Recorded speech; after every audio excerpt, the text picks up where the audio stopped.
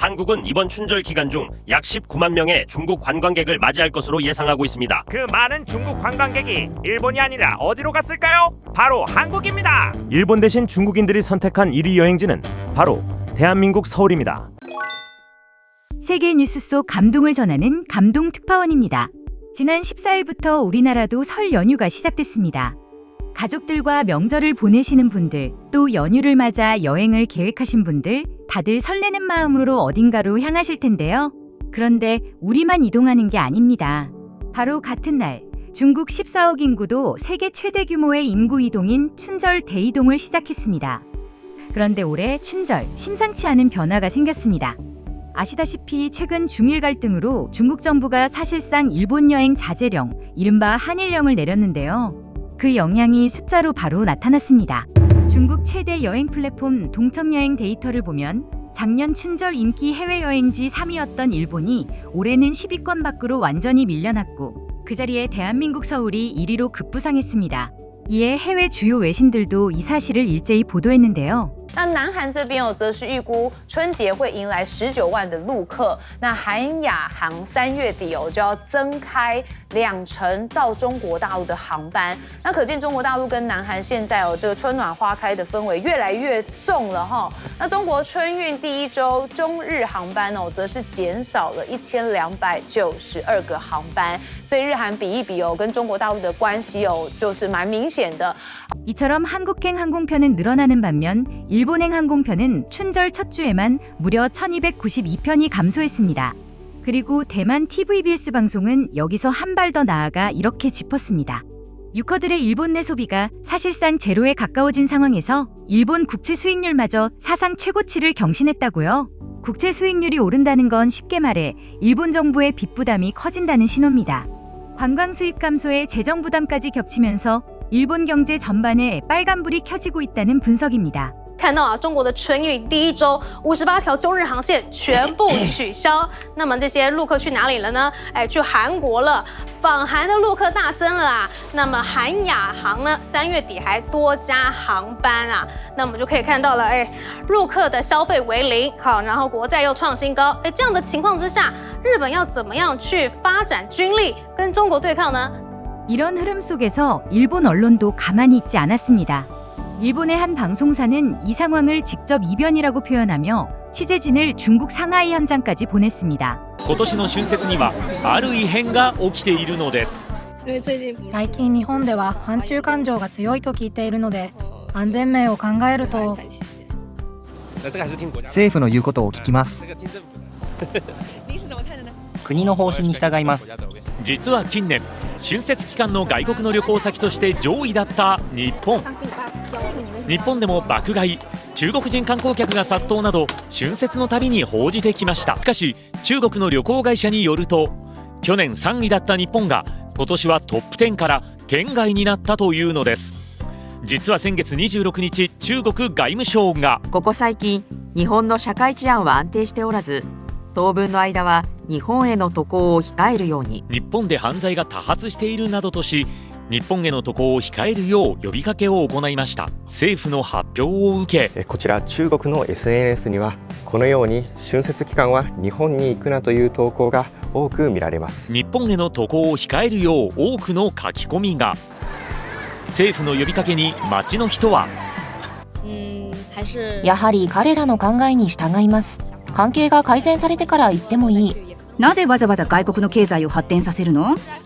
お金は中国で使えばいいんです. 그리고 일본과 대조적으로 한국이 여행국으로 인기가 올라간 점에 주목하면서 춘절이면 일본에서 중국인들이 물건을 싹쓸이하는 이른바 바쿠가이 열풍이 뉴스를 장식했는데 올해는 그 모습을 찾아볼 수 없게 됐다며 아쉬움을 드러냈습니다. 今回人気の旅行先1位となったのは韓国ソウル。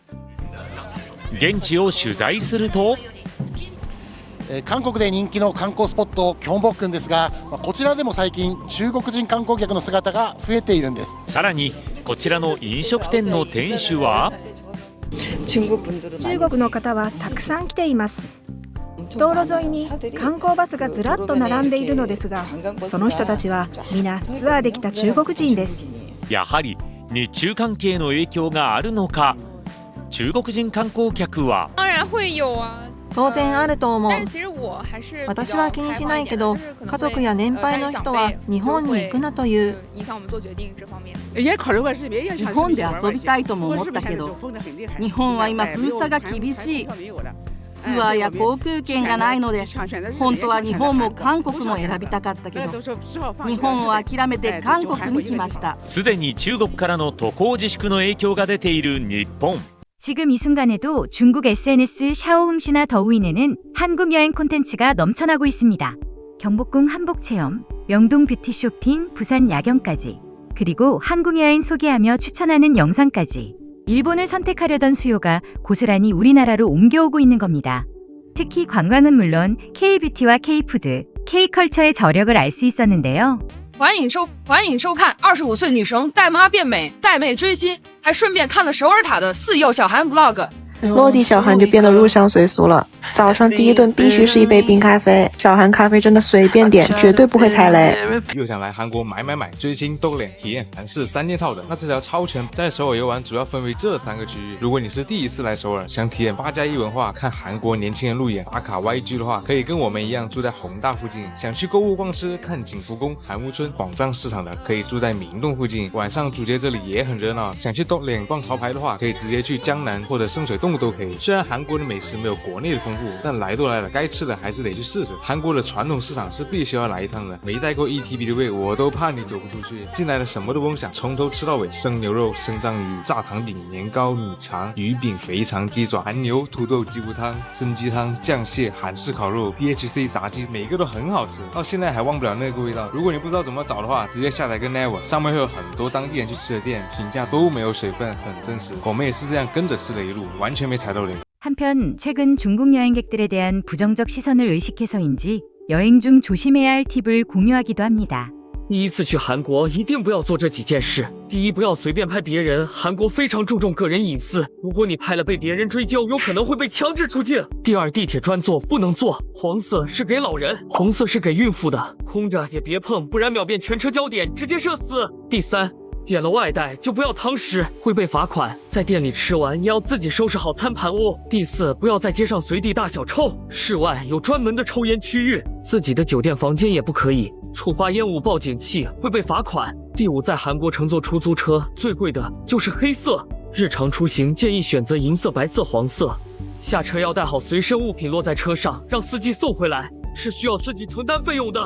第六，不要闯红灯。 在韩国，不管是人还是车，闯了红灯都要被罚款。春节计划来首尔的宝宝们，这些没人告诉你的事千万不要做。首先最容易踩雷的就是餐厅，点餐都是按位点，几个人就点几份，尽量不要外带食物。遇到较真的店主，真的会直接请你离开。再就是公共场合吸烟，酒店吸烟触发警报器，乱穿红灯不走斑马线，被抓到不是提醒，而是直接开罚。再就是咖啡店、便利店、快餐店，用餐之后都要自己收拾垃圾。韩国垃圾分类做的真的很细致，第一次来真的会在垃圾桶前蒙很久。最后就是每一个的陪都在提醒你的。韩国公厕真的很不好找，许多店里面的厕所都是有密码的。坐地铁或公交时，红色、黄色座位一定要避开，这些是给孕妇、老人等的，不小心坐了真的会获得很多白眼。这些都是特别容易中招、特别容易被人忽视的韩国禁忌。 블룸버그는 이 현상을 이렇게 표현했습니다. 지정학적 변화가 얼마나 빠르게 아시아 관광 지형을 바꿀 수 있는지 보여주는 사례. 중일 갈등이라는 외부 변수가 만들어낸 기회지만 결국 그 기회를 채울 수 있었던 건 K-뷰티, K-콘텐츠, K-푸드로 쌓아온 우리나라의 저력 덕분이 아닐까요? 설 연휴 가족들과 따뜻한 시간 보내시길 바랍니다. 오늘 영상이 도움이 되셨다면 좋아요와 구독 부탁드립니다. 지금까지 감동 특파원이었습니다. 감사합니다.